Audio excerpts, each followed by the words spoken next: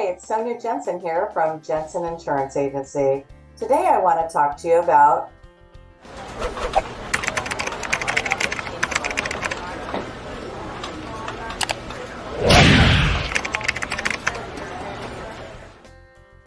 Today's video will teach you how and why your drug prices change throughout the year, even on your Part D drug plan.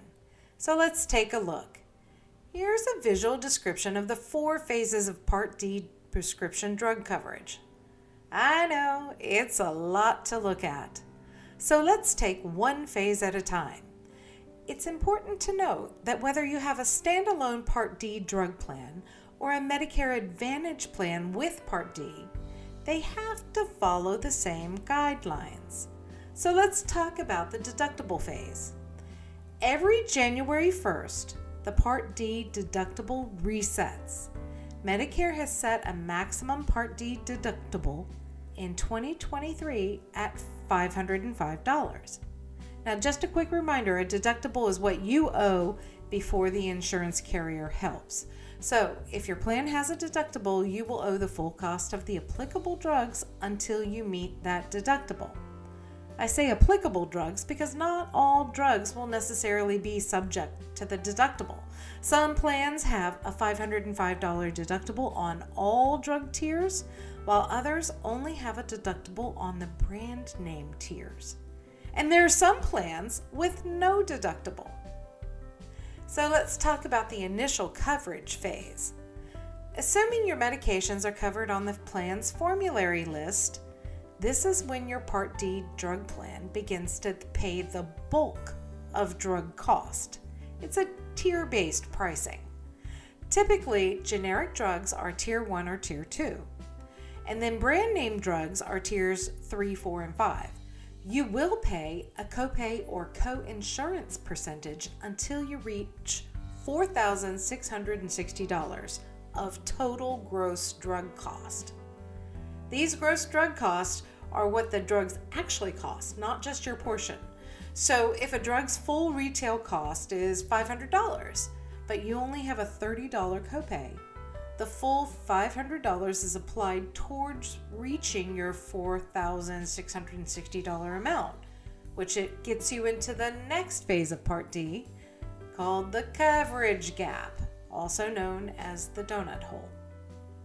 If you have a very expensive drug, then you can reach that donut hole very quickly. And this donut hole phase of Part D has changed quite a bit since Part D began in 2006. In 2023, you owe 25% of the full cost of each of your medications in this phase. For some drugs like generics, that cost may not be too much, but for others like brand name and specialty drugs, the cost could go up substantially because now you're paying 25% of the full gross. It's like this until you reach $7,400 of true out-of-pocket cost, or TROOP. An important note about the $7,400 TROOP, it is not a cap.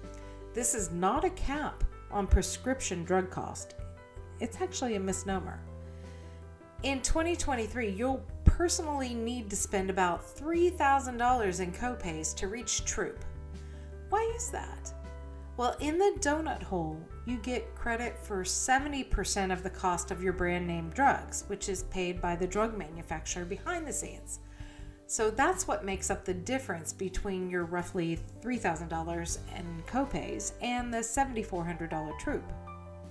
Here's a quick summary of what gets you to the $7,400 TROOP. Now, TROOP is calculated by adding up these 4 items: your cost in the deductible phase, your cost in the initial coverage phase, your cost in the coverage gap donut hole phase, and 70% of the brand name cost in the coverage gap donut hole, which, as I mentioned, is paid by the manufacturer. Catastrophic is the final phase. In 2023, when your true out-of-pocket cost reached $7,400, you're in the catastrophic phase. Remember, that's about $3,000 out of your pocket to get there.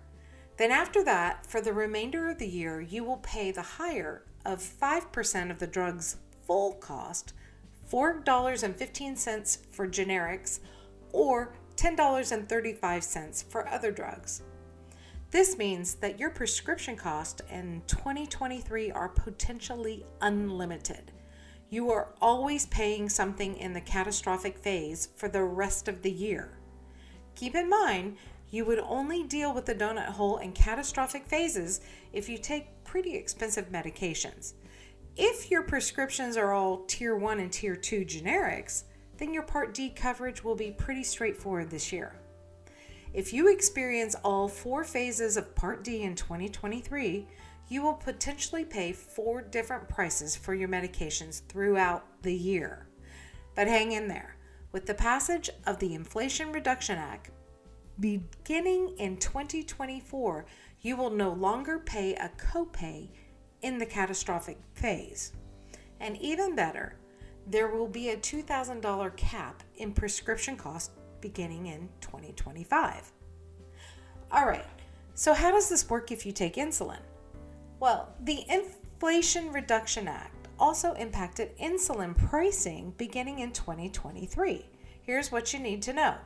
It's kind of easier to remember. If your insulin is on the plan's formulary list of medications, a 30-day supply will be no more than $35 copay in all phases of Part D. So you have smooth pricing for your insulin all year long as you reach the different phases. As you can see, Part D is confusing but continues to improve. Have any questions? Reach out. This has been Sonia Jensen here with you today. You want to learn more? Click the button and subscribe below, or visit jenseninsurances.com. Bye for now.